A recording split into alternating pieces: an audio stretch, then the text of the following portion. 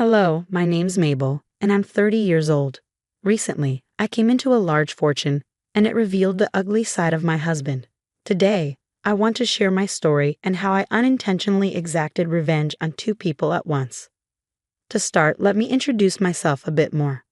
Though I grew up away from my grandparents, we were very close. They visited us every few months just to spend time with me. I was especially close to my grandmother, the apple of her eye, and she never ceased to spoil me. When my grandfather passed away when I was 17, I was devastated. My grandmother didn't take it well either. To be closer to her, I chose a college in her state. It was there that I met my ex-husband, Toby. Toby and I started dating in our junior year and had a pretty good relationship. He was everything I was looking for in a partner, so we continued our relationship after graduation. We got engaged a few months later but decided to wait until we were financially stable to get married. In the meantime, since I had a better apartment, Toby moved in with me. While my relationship with Toby was great, his sister Julia and I couldn't get along. She lived in another state with her husband but doted on Toby obsessively. She hated me from the moment we met, probably thinking I was stealing her baby brother. She was always rude and unaccommodating. The only reason I tolerated her visits was her daughter Viola. Viola and I got along very well, and Julia appreciated the break when I looked after her daughter. Despite Julia's behavior, Toby never stood up for me, too afraid to hurt his sister. Not wanting to cause a rift, I kept quiet and dealt with it. 3 years after our engagement, Toby and I were financially stable enough to get married. It was an amazing day, and everything seemed perfect until 4 years into our marriage. 2 major events occurred. First, my grandmother passed away, leaving me heartbroken. I inherited about $1 million in money and assets, but her loss overshadowed any material gain. Second, Julia and her family moved back to town. Suddenly, Toby was rarely home, always at Julia's place, and when he was home, Julia was often around. The only solace I found was spending time with Viola. Grieving my grandmother's death, I felt abandoned by Toby. One day, Toby came home alone after work, a rare occurrence. "Hey, sweetie, how was your day?" I asked. "It was pretty good. What about you?" "Oh, same old. I went to meet Julia, and we got to talking." "You seem to be visiting Julia a lot." "You know, we're really close. I miss her and I guess I just feel better when I'm around her. Anyways, do you want to know what we talked about?" "Yeah, sure. Tell me." "Well, I told her we were planning on buying a house." "I'm going to cut you off right there. I never agreed to that." "Just listen to me." Julia asked how I had the funds for it, and I told her about your inheritance. She suggested it would be a great investment. "And why is that?" "You have more than enough money to almost fully purchase a house. I think we should invest in it to be well settled for the rest of our lives. But I want to invest my money elsewhere. What's better than securing a house for ourselves? I can think of several better uses for our future. I don't want to spend all my money on one thing." "It's like you're saying your money is yours and not mine." "Well, it kind of is. I get to decide what I want to do with it, and you have no say in it. Look, you either invest your money in something for both of us, or I'm leaving." "Where would you go?" "You're begging me to buy a house with my money for your future. If you leave, that's your loss." "So you're okay with me leaving because you want to keep your money?" "Don't twist my words, Toby. You're the one threatening to leave if I don't spend on you. I thought you loved me and wanted to spend your future with me. Forgive me for looking out for us. You're really bad at whatever you're trying to do here. I'm keeping my money and deciding how to spend it." "Fine, but could you at least think about spending it on a house for us?" "Sure." I wasn't sure why Toby was so adamant about buying the house, but something didn't seem right. I knew I had to stand my ground. Toby began to distance himself from me. After that conversation, Toby began spending even more time at Julia's place. Julia stopped coming over except to drop Viola off for babysitting. I tried talking to Toby multiple times, asking him what was wrong, but he always brushed me off, insisting everything was fine. Eventually, I gave up, figuring I'd wait until he was ready to talk. However, things took an unexpected turn when Julia dropped Viola off one day. "Hey Viola, how's my favorite niece doing?" I greeted her. "I'm your only niece," she replied with a giggle. "Still my favorite though. I hope I'll always be your favorite." "Of course you will be. So what do you want to do today?" "I was thinking we could get our nails done and then have some ice cream." "Yay, Can I paint my nails pink? Of course you can. And can I get strawberry ice cream? Why not? We'll get you everything you want. I only have one niece, and if I don't spoil her, would I really be her aunt? You know you're my favorite aunt. I really will miss you. Miss me, sweetie. What do you mean? I'm not going anywhere. Are you sure? Yes, of course. Where do you think I'll be going? Well, it's just that. What is it? You can tell me anything. I promise I won't tell anyone else. Okay, well, I heard Mommy and Uncle talking the other day. Uncle as in Uncle Toby? Yeah. Mommy said she's going to help Uncle with getting some cases. Cases? What are you talking about? They kept talking about some cases that would give them some money. Then she told Uncle Toby that he would have a nice big house after you left. You. What? Oh my God, sweetie, when did you hear about this? About 2 days ago. Are you sure you heard correctly? Yes, I'm sure.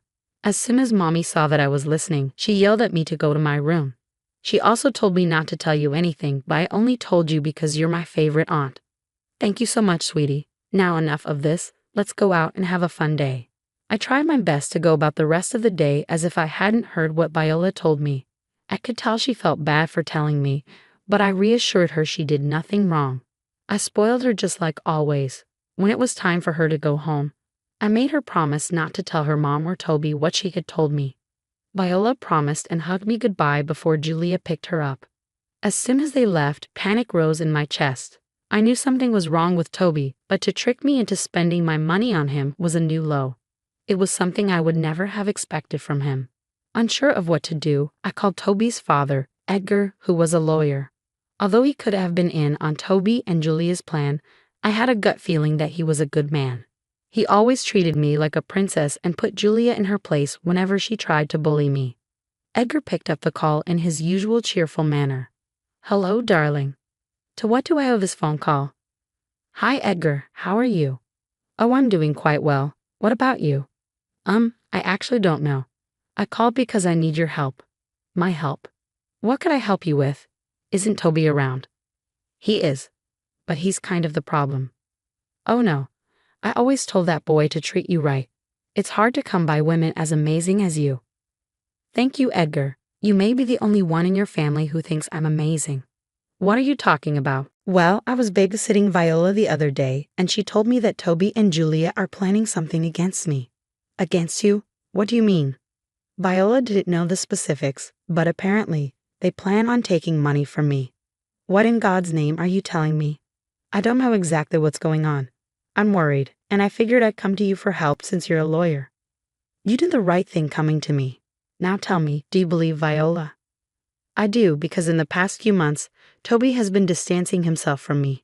I tried talking to him about it, but he never took me seriously. All right, and why do you think Julia is involved? Ever since she moved back, Toby has been spending a lot of time with her. It made sense at first since they were apart for years, but now he's at her house for hours every single day.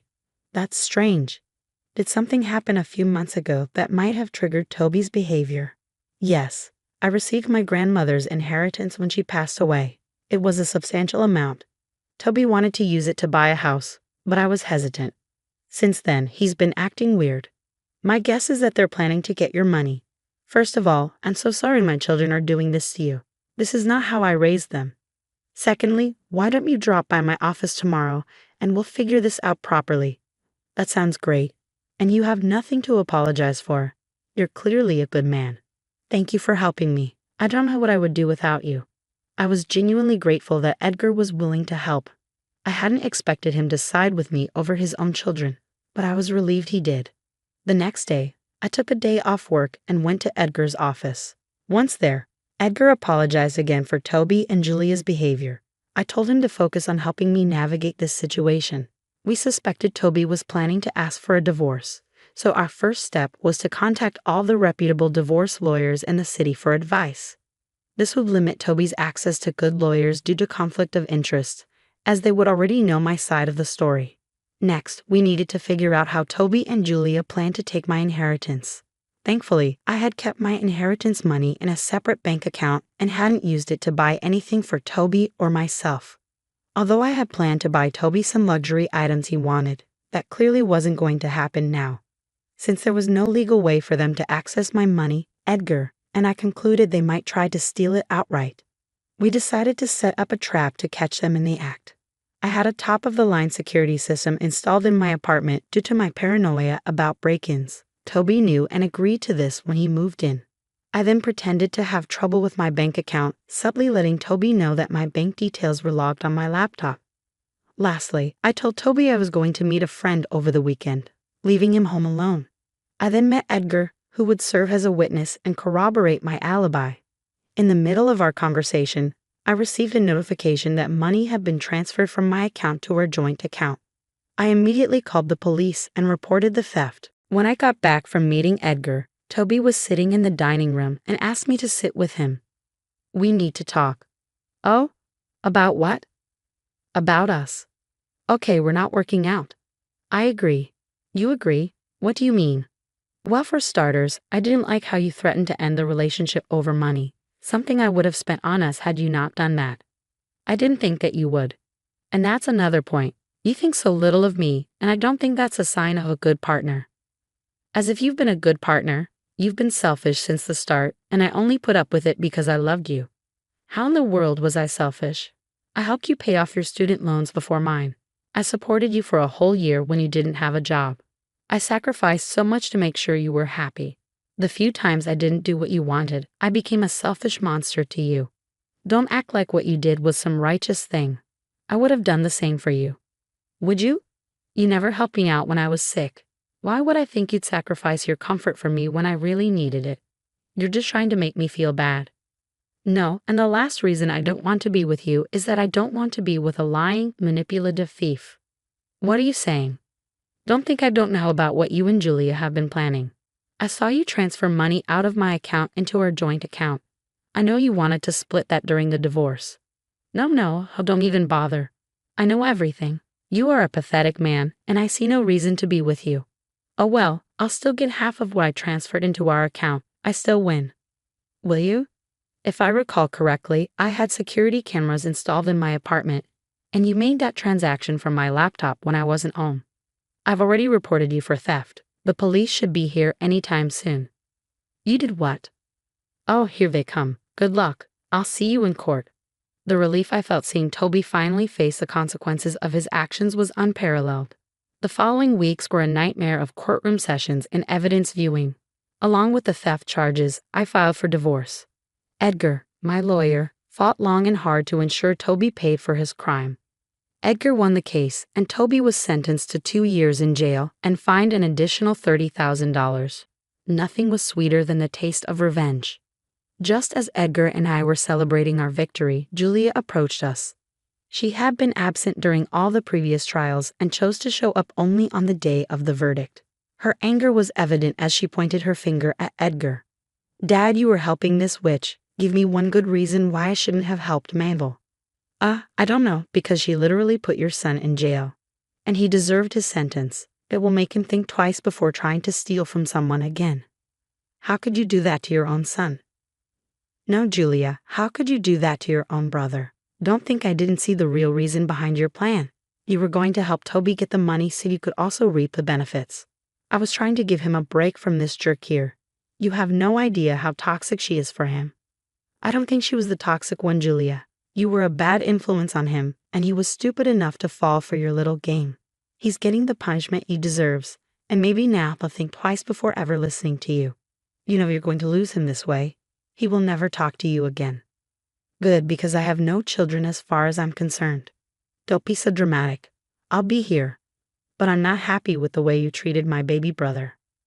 As far as I'm concerned, neither you nor your brother are my children, because I know for a fact that this is not how I raise my kids. What are you talking about? What I'm saying is that I'm disowning both of you. I want nothing to do with either of you. You can't do that. I actually can, and I'm going to do just that. This is all Mabel's fault. If she had thought of someone other than herself for a second, this wouldn't be happening. No, you shouldn't have been so greedy. I was going to spoil Toby with all the things he wanted, but you had to interfere. You took away everything from him, and I hope you sit and think long and hard about what you did to your brother. Goodbye. I grabbed Edgar's hand, and we left. We couldn't help but chuckle at what had happened. I was happy Toby got what he deserved and that I was free of his manipulative ways. I did feel bad that Edgar had lost both his children because of me, but he assured me it was their own decisions that led to this outcome. I took him out for coffee, and we've maintained a good friendship ever since. Julia harassed me over text, but Edgar told her and her husband to leave me alone. This is where I unintentionally got revenge on Julia as well. Julia's husband had no idea about her involvement in what happened between Toby and me, so he called Edgar and was shocked to learn the truth. Their marriage had been on the rocks due to Julia's constant nagging about money while she refused to work. He did not appreciate her extreme actions and asked for a divorce. He also requested and received almost full custody of Viola, with Julia only getting her every other weekend. Thanks to a solid prenup, Julia got little alimony and was kicked out of their house. She blamed it all on me, but I was a little happy to see her get what she deserved. Despite everything, I still got to see Viola often, as she loved me and Julia's ex-husband couldn't say no to her. He was very apologetic, but I reminded him he had nothing to apologize for. And yes, I am spoiling Viola senseless. As for me, my life has only gotten better. I got a promotion at work and hired an accountant to manage my finances. I've invested my money in several places, and it's only a matter of time before I see returns. Getting to where I am today took a lot of struggle, but the view from here is one I'm loving. I have a better understanding of people now, and I'll be much more cautious in the future. Thank you for your time.